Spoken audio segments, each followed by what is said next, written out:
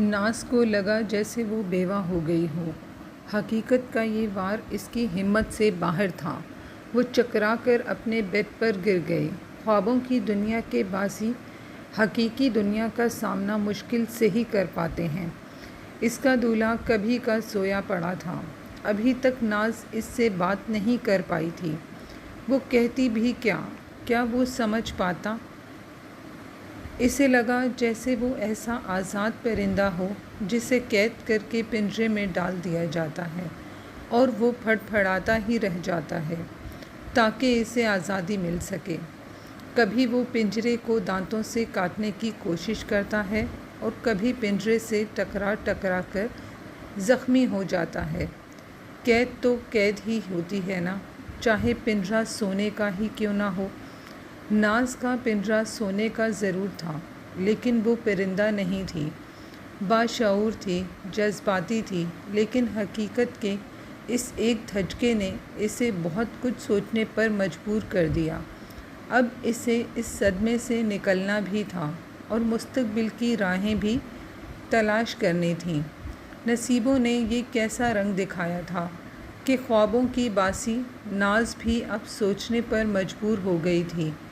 क्या वो घर वापस चली जाती? नाज अपने वालिदैन के कर्ब का सोच कर ही कँपा उठी। क्या वो इसी पिंजरे में कैद रहती? इसने महसूस किया कि इसके ख्वाब आंसू बनकर इसकी आंखों से बहना शुरू हो गए हैं। इसको रोना ही था अकेले तन्हाई में कि ये इसके नसीब थे। इसके आंसुओं को मोती समझकर अपने दामन में जगह देने वाला इसकी ज़हनी कशमकश से बेखबर ख्वाब खरगोश के मज़े ले रहा था। वो फराज को देखने लगी। सोते में वो बच्चों की तरह मासूम लग रहा था।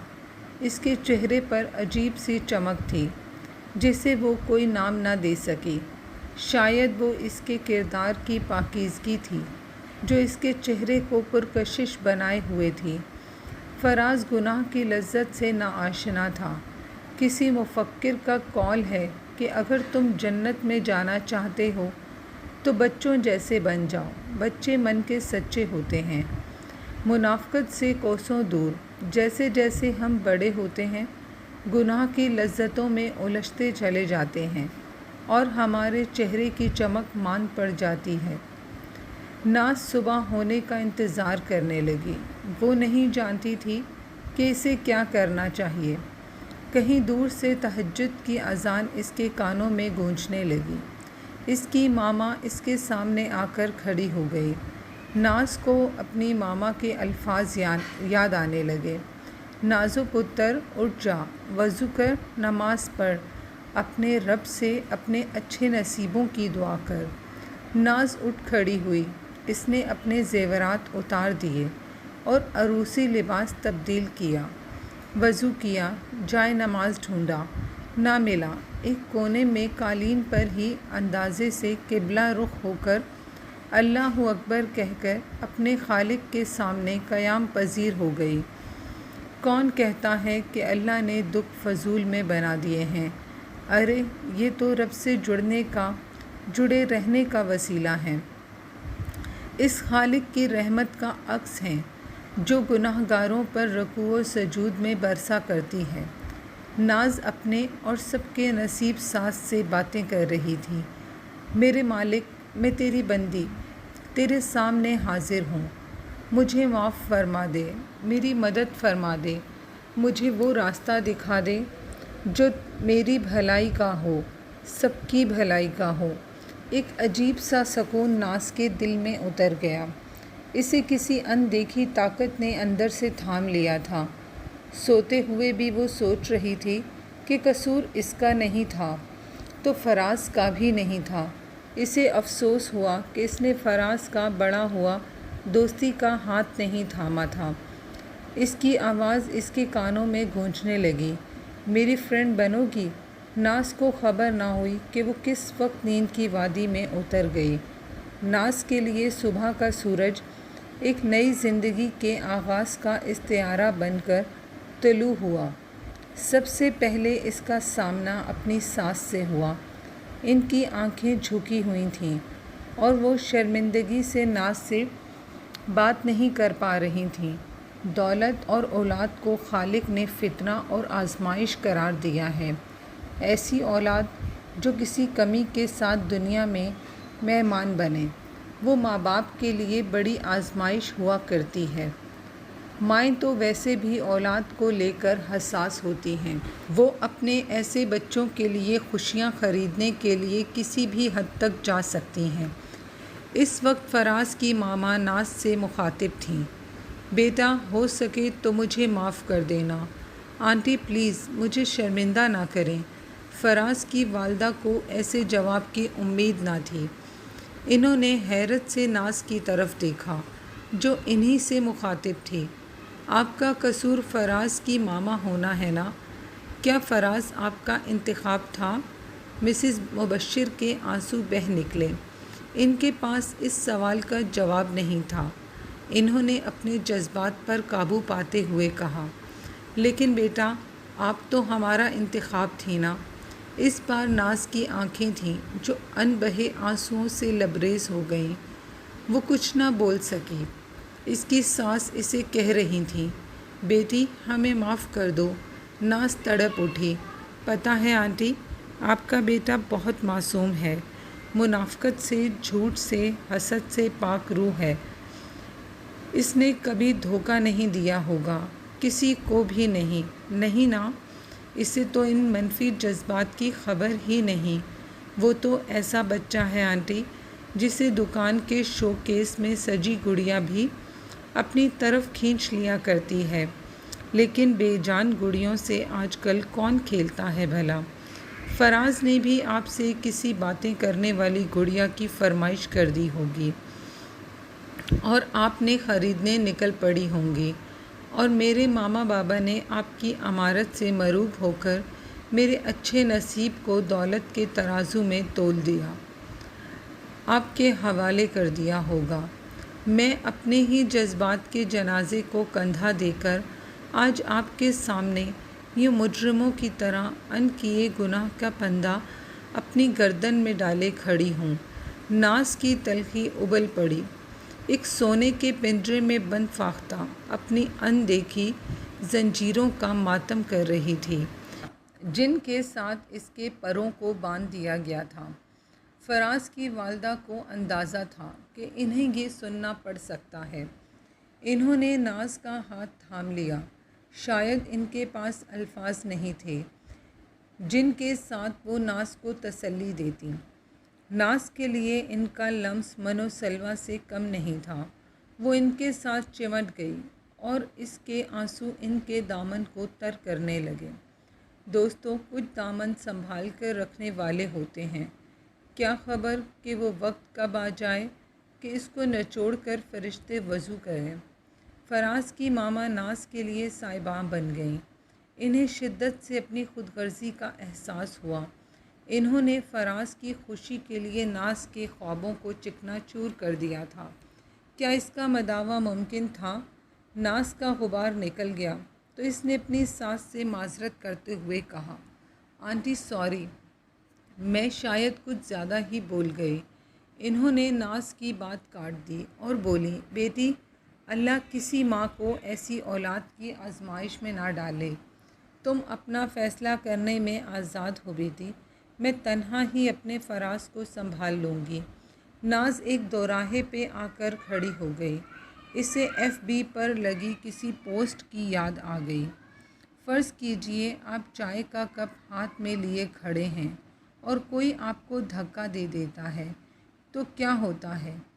آپ کے کپ سے چائے چھلک جاتی ہے۔ اگر آپ سے پوچھا جائے کہ آپ کے کپ سے چائے کیوں چھلکی تو آپ کا جواب ہوگا، کیونکہ فلاں نے مجھے دھکا دیا۔ غلط جواب۔ درست جواب یہ ہے کہ آپ کے کپ میں چائے تھی اسی لیے چھلکی۔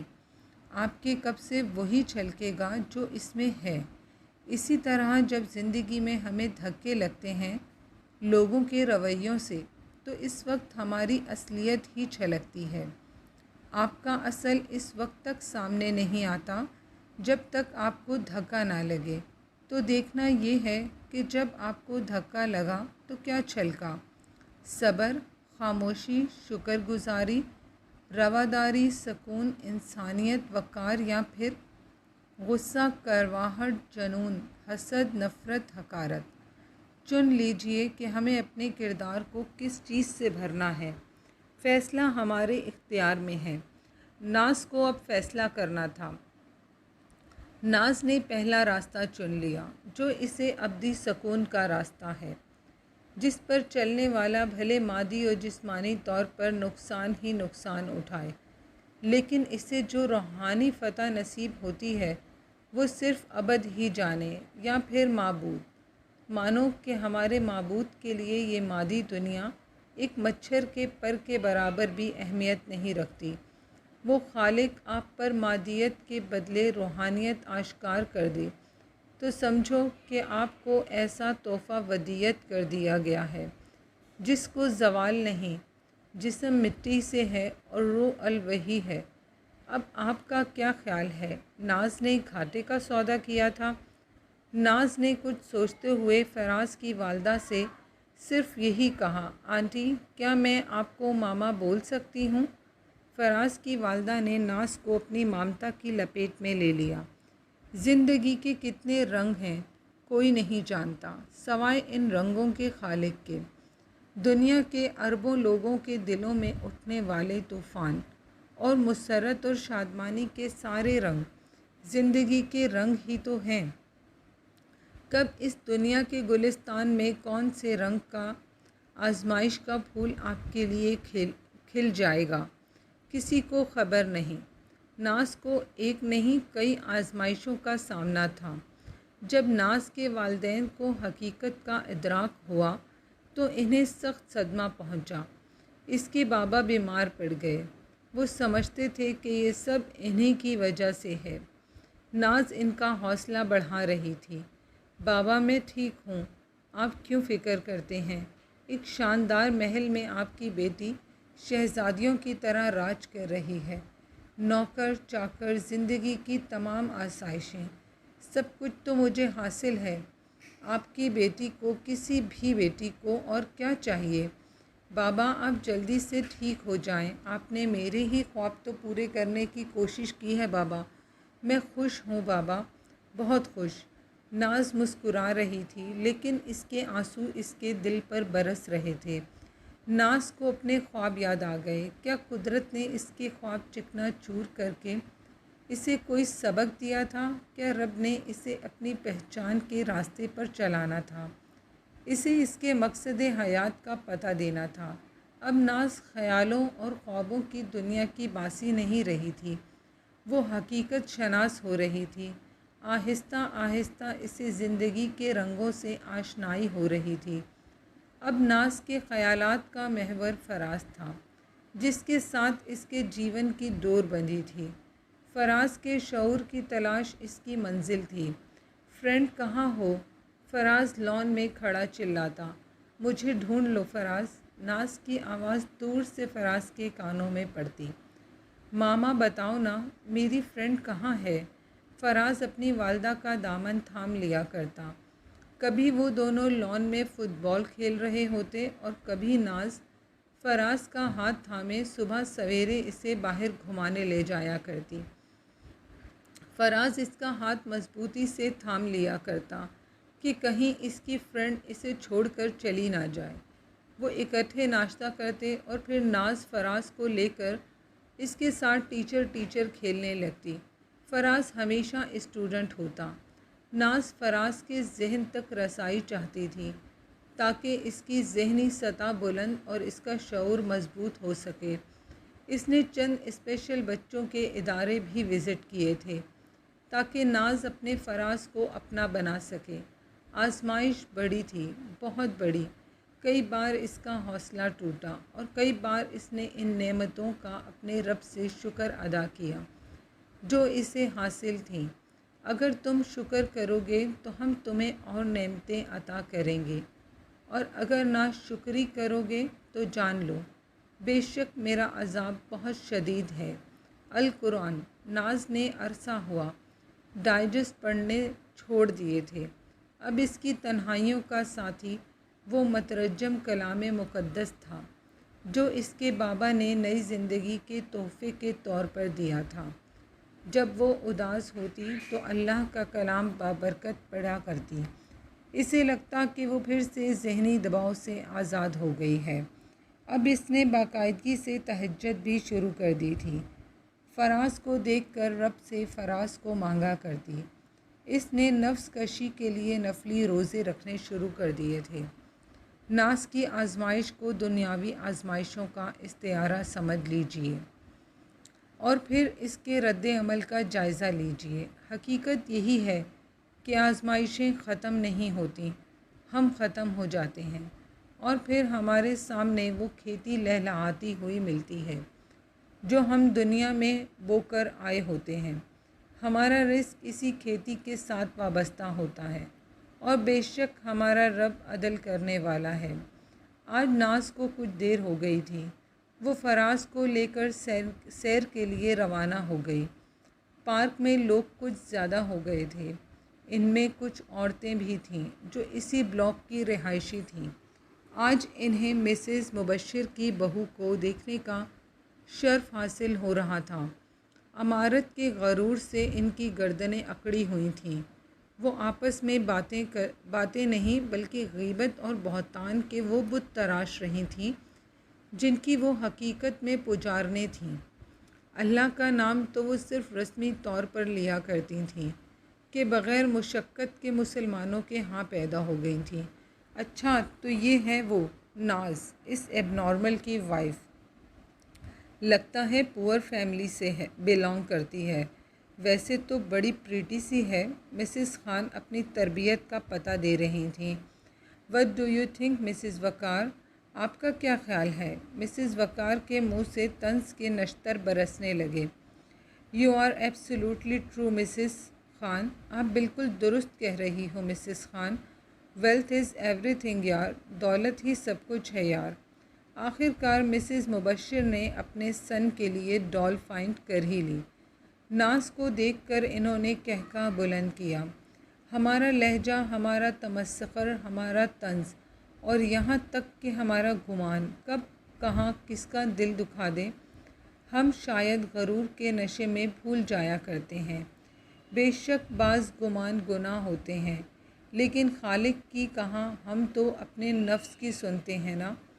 پہلی بار ایسی باتیں ناز کے کانوں میں پڑی تھیں۔ ناز جس نے خود کو تنکا تنکا کر کے جوڑا تھا، ٹوٹ کر بکھر گئی۔ وہ شدید ذہنی دباؤ کا شکار ہو گئی۔ اس نے خود کو سنبھالنے کی بہت کوشش کی لیکن بے سود۔ اس نے فراز کو دیکھا جو لاشعور کی دنیا کا باسی تھا۔ کاش میرا فراز میرا سائبان ہوتا، ناز نے سوچا، اور جیسے کوئی کھو گیا ہو، فراز کو پارک میں اکیلا چھوڑ کر باہر کی طرف نکل پڑی۔ جاری ہے۔